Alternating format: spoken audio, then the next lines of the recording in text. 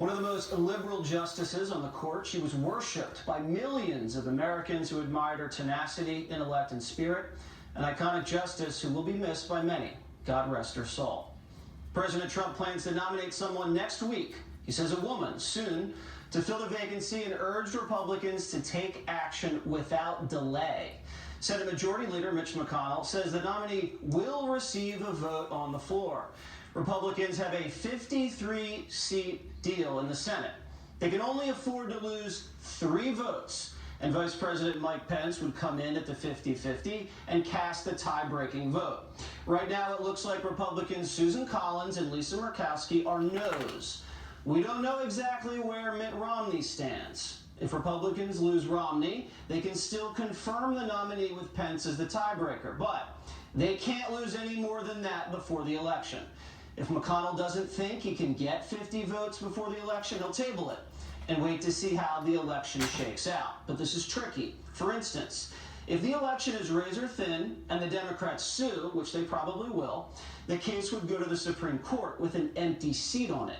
John Roberts can't be trusted, so it's only 4-4. Republicans need a full court to make sure radical lawyers don't steal the election, so they need to confirm a nominee sooner rather than later.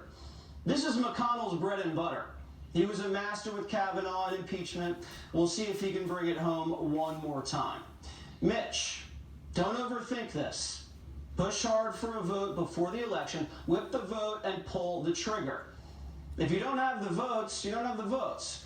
But don't drag it out as a strategy. That's even riskier. The only way that works is if Trump wins and Republicans keep the Senate.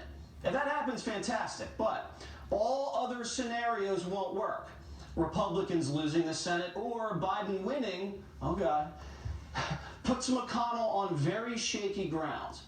Good luck counting on soft, lame duck senators to vote yes, or convincing squishy rhinos that a president-elect Biden isn't entitled to his own nominee. No shot.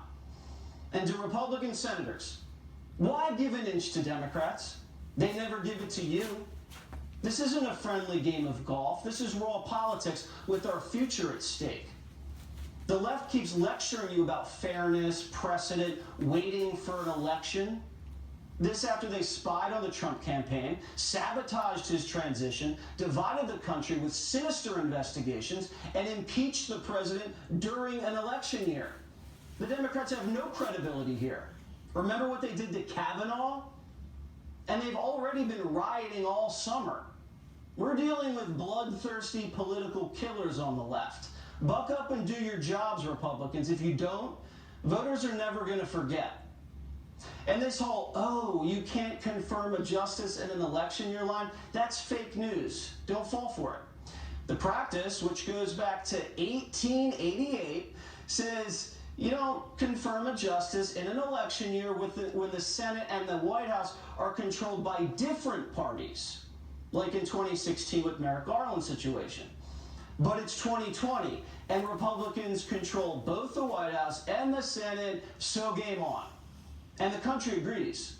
67% of Americans believe the Senate should hold confirmation hearings upon a Supreme Court nominee for a vacancy this year. And it's a majority of Democrats, Republicans, and independents. They all agree. And it's not too late to get it done. Since 1900, 70% of the justices were confirmed in under 46 days, the time between now and the election. And sources tell Watters World that President Trump will likely nominate 7th Circuit Court of Appeals Judge Amy Coney Barrett.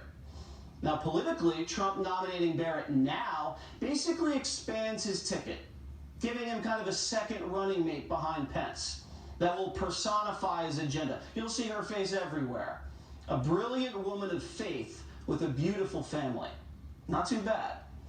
Barrett clerked for Scalia, practiced at prestigious law firms, was a member of the Federalist Society, a constitutional law professor at Notre Dame, and has a very strong portfolio of academic writing that lead people to believe she'll strictly interpret the Constitution as it was written and not legislate from the bench. Biggest knock on her from the Democrats is they say she's too influenced by her Catholic faith. She's spoken about this before and eloquently dismissed these silly allegations, but expect her to be smeared as a religious zealot, a pro-life fanatic, and a racist. Although it'll be difficult for Democrats to accuse her of rape, but who knows what they'll do. Barrett was born in Louisiana, now lives in Indiana. She's been married to a guy named Jesse for 18 years. Sounds like a catch. Jesse serves as an assistant U.S. attorney for the Northern District of Indiana. They have 7 children, 5 together, 2 were adopted from Haiti. One of her children has special needs. 3 Democrats crossed party lines to vote for her last confirmation hearing a few years ago, but I doubt any will this time. Washington is being super polarized now. So, where do we stand? A Supreme Court battle, a vaccine, the debates, wildfires, riots, maybe indictments from John Durham, plus an October surprise or 2. So brace yourselves. 2020 isn't over yet. Here with reaction, Fox News legal analyst